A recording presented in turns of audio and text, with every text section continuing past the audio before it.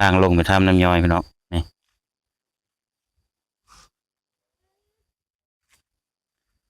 ยังบ่ทันฮอดถ้ำวิไลเคยมาแล้ววะวิไล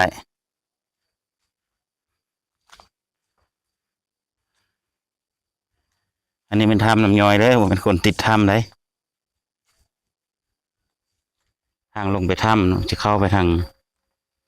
ลงไปถ้ำไปทางพ้นเนาะพี่น้องไปทางพ้นเดี๋ยวจังหน่อยจึงลงไปเนาะตอนนี้เลาะชมบรรยากาศบริเวณวัดก่อนสบายดีพี่น้องวันนี้ก็สิพาไปชมวัดถ้ำน้ำย้อย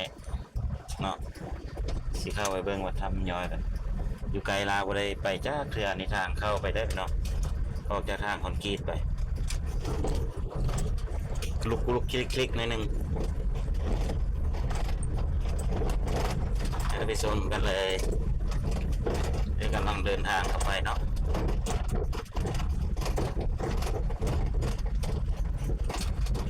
ว่ามีถ้ำน้ำย้อยอาจจะได้วัดถ้ำน้ำย้อยเนาะเขากำแพงกำลังสิพาไปเบิ่งเนาะเบิ่งนำกันเลยว่ามันสิเป็นอะไรเนาะเป็นถ้ำน้ำย้อยเป็นถ้ำแล้วมีน้ำย้อยลงเสด็จ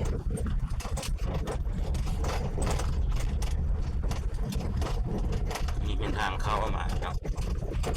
จากทางคอนกรีตที่ไปด้านมูลแวะเข้ามาบนซ้ายมือ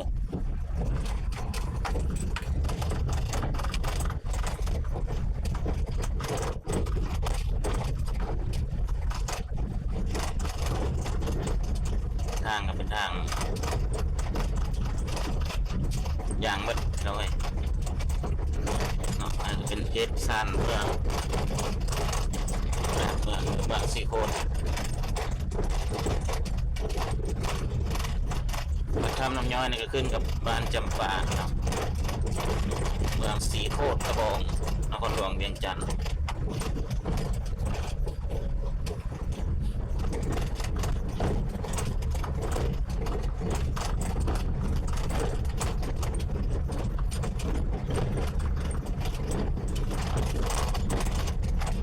หัวสั้นหัวคอนนิดนึงทางนี้ก็ได้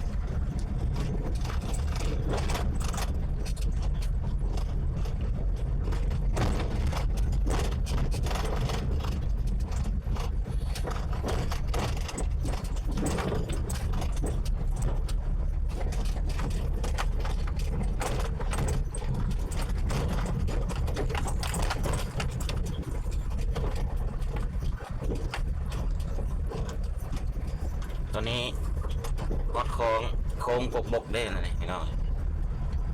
มีโค้งกบได้ยังไง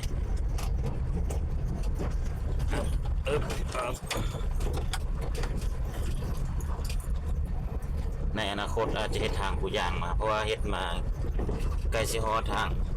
ใกล้สิฮอดวัดถ้ำน้ำย้อยละ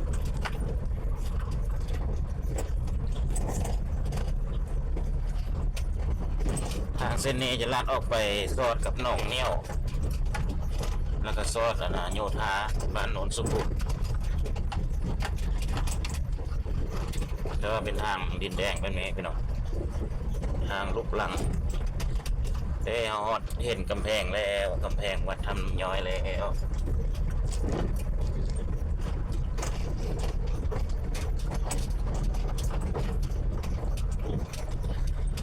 เข้าไปถ่ายบ้างสิลงไปถ้ำน้ำย้อยเข้าไปวัดแล้วสิลงไปบนถ้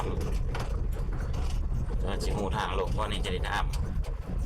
ครูบาเขาแหละ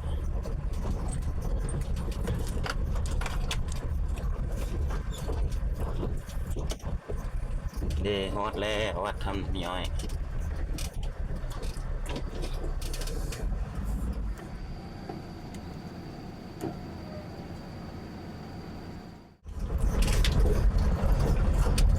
มื่อนี้ก็วันที่17 เดือน 7 ปี 2026ด้วยพี่น้อง17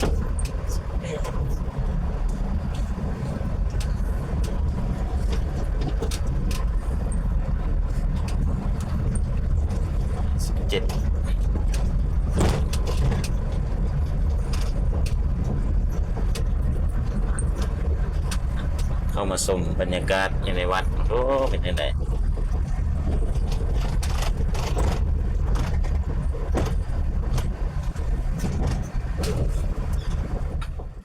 บายดีพี่น้องตอนนี้เราก็มาฮอดถ้ำหนูย้อยแล้วเนาะทางลงไปถ้ำเนาะจะเข้าไปทางลงไปถ้ำไปทางพุ่นเนาะพี่น้องไปทางพุ่น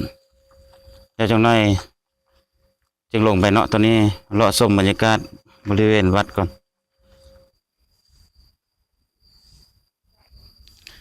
โอ้ชมบรรยากาศพี่น้องวัดถ้ำย้อยเด้อนี่เพิ่นกำลังปรับปรุงเนาะมีต้นไม้หลายในวัดนี่พี่น้องกว้างขวางดีเนาะยังเป็นธรรมชาติถ้ำน้ำย้อยวัดถ้ำน้ำย้อย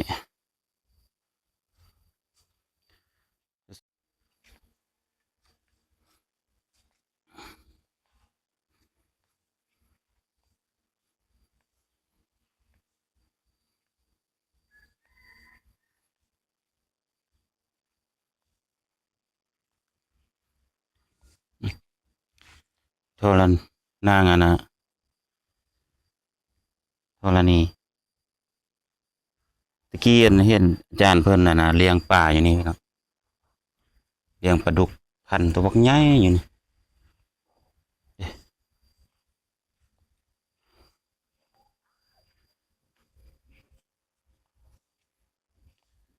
ตัวนี้มันศาลากำลังสร้างแต่ว่ามันเฮ็ดตกใส่พี่น้องเบิ่งไหมเป็นมันก็หลายสีแหละเพิ่นว่ามันเฮ็ดตกใส่ช่วงวันที่22เดือน3ปี2026เนาะมันเฮ็ดตกใส่มุ่นเบิดพี่น้องเด้ศาลาเพิ่นสร้างใหม่เป็นหลายสีเลยพี่น้องนี่วัดถ้ำย้อยเด้อพี่น้อง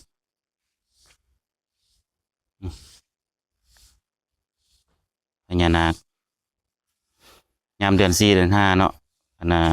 มาส่งพระอยู่วัดคึกคืนเลยพี่น้อง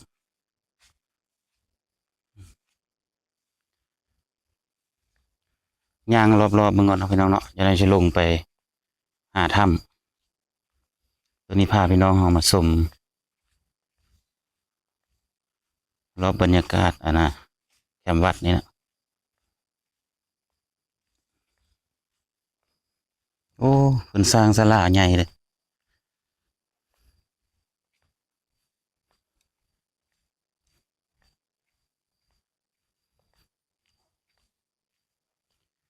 นี่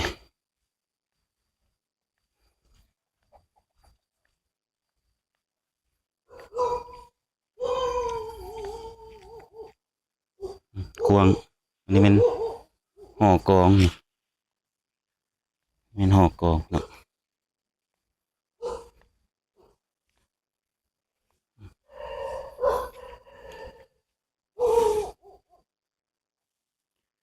หอกองธรรมศาสตร์เนาะยังสวยงามพี่น้องเพิ่นรักษาได้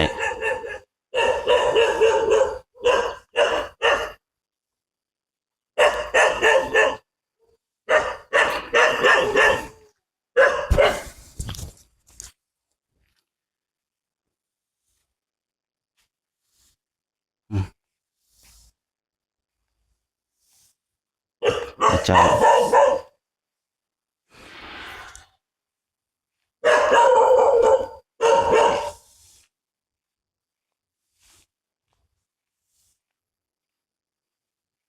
อันนี้เป็นเดินเนาะเดินเพิ่นวัดถ้ำย้อยก็เป็นวัดหนึ่งที่มีชื่อเสียงโด่งดังตะกี้นี่แม่นเคยมาอยู่แต่บ่ทันได้ลงไปลุ่มเนาะตอนนี้เฮาสิเก็บภาพบรรยากาศอยู่เทิงแล้วสิลงไปลุ่มพี่น้อง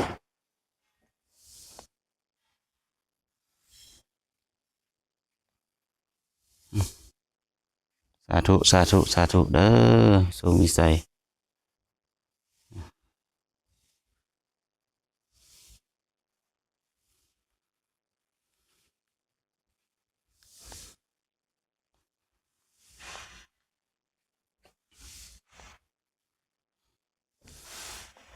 ไปตอนนี้ย่างลงไปลุ่ม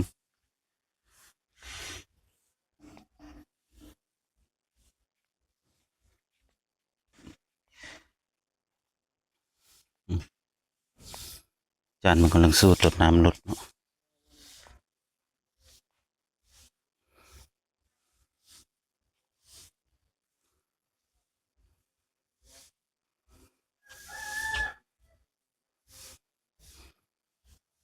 จั่ว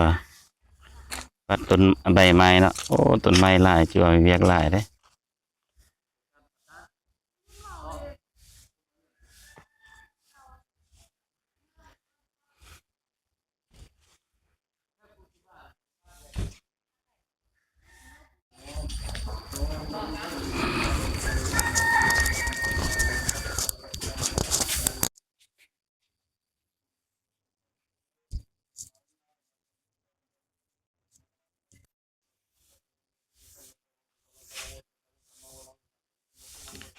ตอนนี้ก็จะลงเรากำลังจะลงไป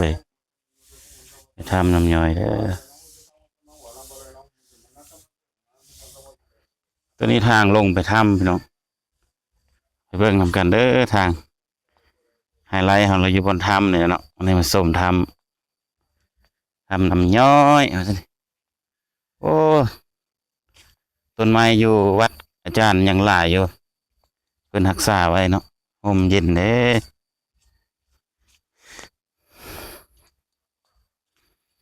ทางลงไปถ้ำน้ำย้อย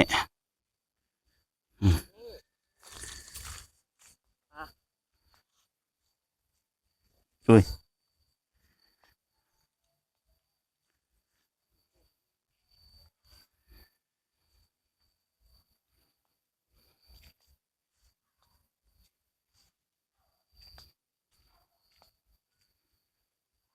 ย่างลงกันกันพี่น้องไปเบิ่งว่าจะเป็นอย่างไรเนาะทำน้ำย้อยนี่มีถ้ำมีน้ำย้อยเพิ่นว่าย่างลงไปฮอดลุ่มมันจะมีทาง เวลาขึ้นมาก็มีทางคนกรีดลงไปเนาะโอ้มีสองทางฮะพบสี่แยกเราไปทางใดนี่อืมโอ้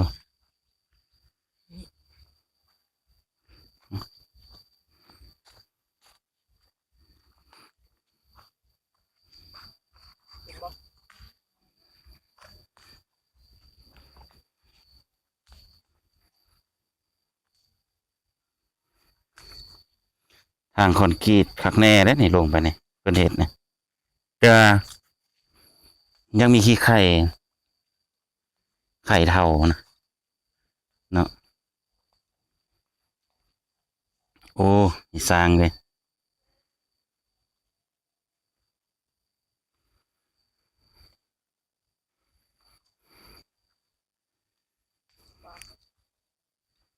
เนี่ยงต้นไม้ถึกเจาะ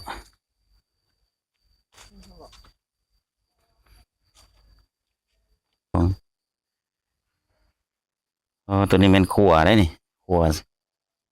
อืมมีสินใส่น้ำพี่น้องอ่ะทางลงไปทำน้ำย่อยพี่น้องนี่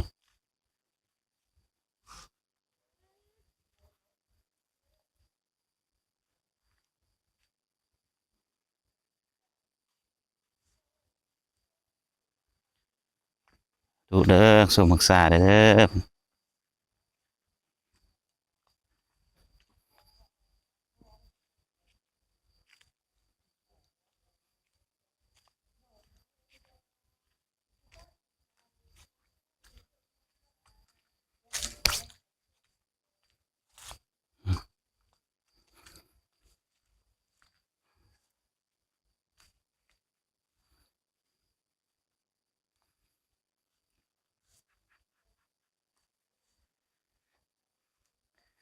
ยังบ่ทันฮอดซะยังบ่ทันฮอดถ้ำวิไลเคยมาแล้ววะวิไล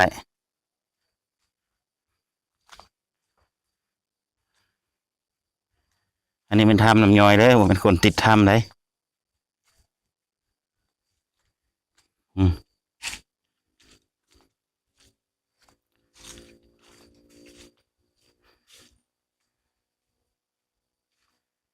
ทางลงไปถ้ำโอ้กงไห่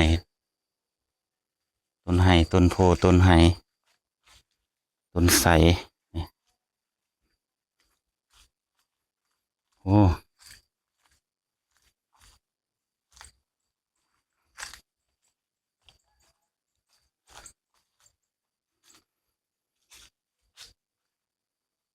พญานาค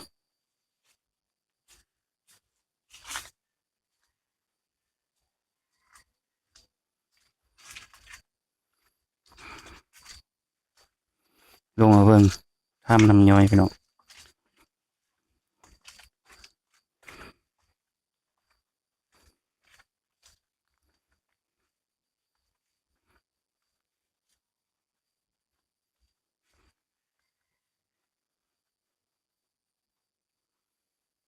โอ้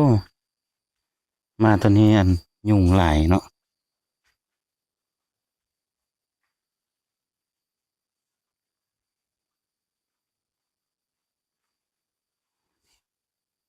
เด้เฮาฮอดแล้วถ้ำนะพี่น้อง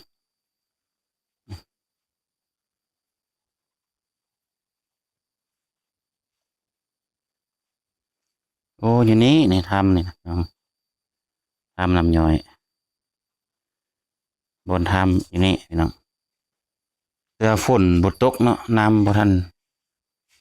มีน้ำ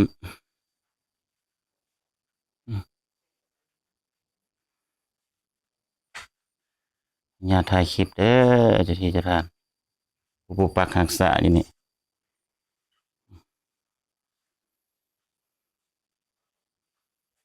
ทำน้ำย่อยพี่น้องอ่าถูกเด้อทรงมีใส่เด้อเนาะมอดมาถึงเป็นธรรมเนาะ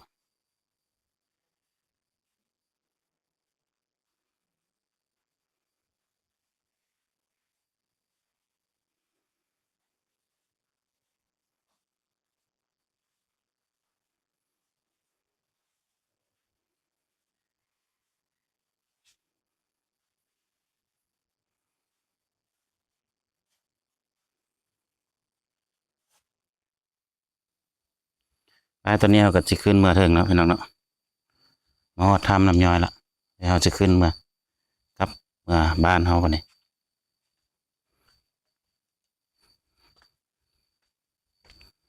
พญานาค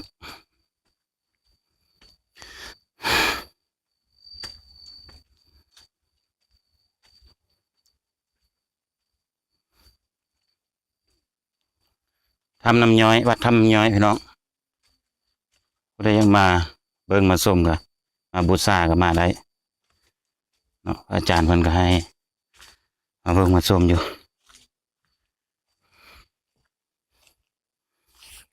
แต่ว่าทางลงมานี่อยากเปรี้ยวหนิดนึงพี่น้องคุณขึ้นมาทางคุณทางนั้นก็ไปได้ซอดเอาคุณเนี่ยกำลังจะกลับขึ้นมาโอ้เจอแล้วเพิ่นปัดทางมาอีก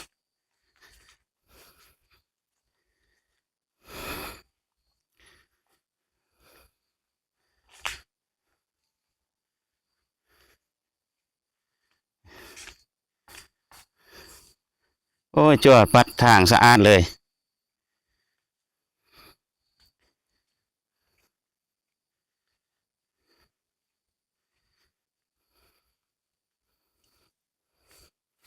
จะได้เข้าพรรษานี่เนาะมานี่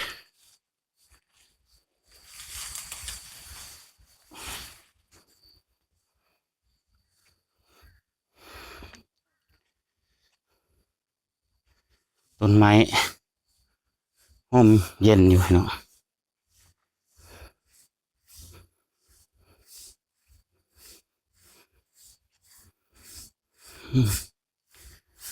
ทางสีแยงสีเลี้ยวขวาได้ป่ะนี่จ้ะทางต้องลงไปใส่นี่ลงไปเฮือนวะออกบ้านวะนี่โอ้ทางต้องลงออกไปนอกวัด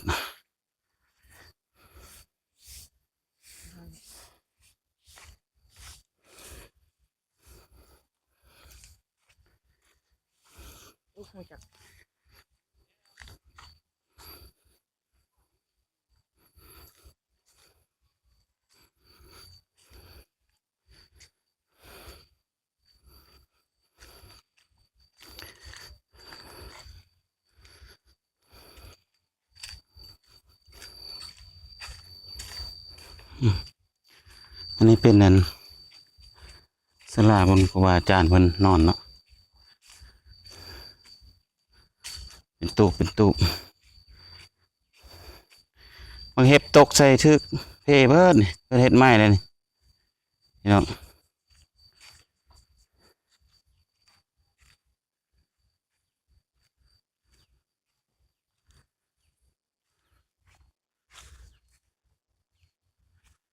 กว้างดีเลยวัดนี่พี่น้อง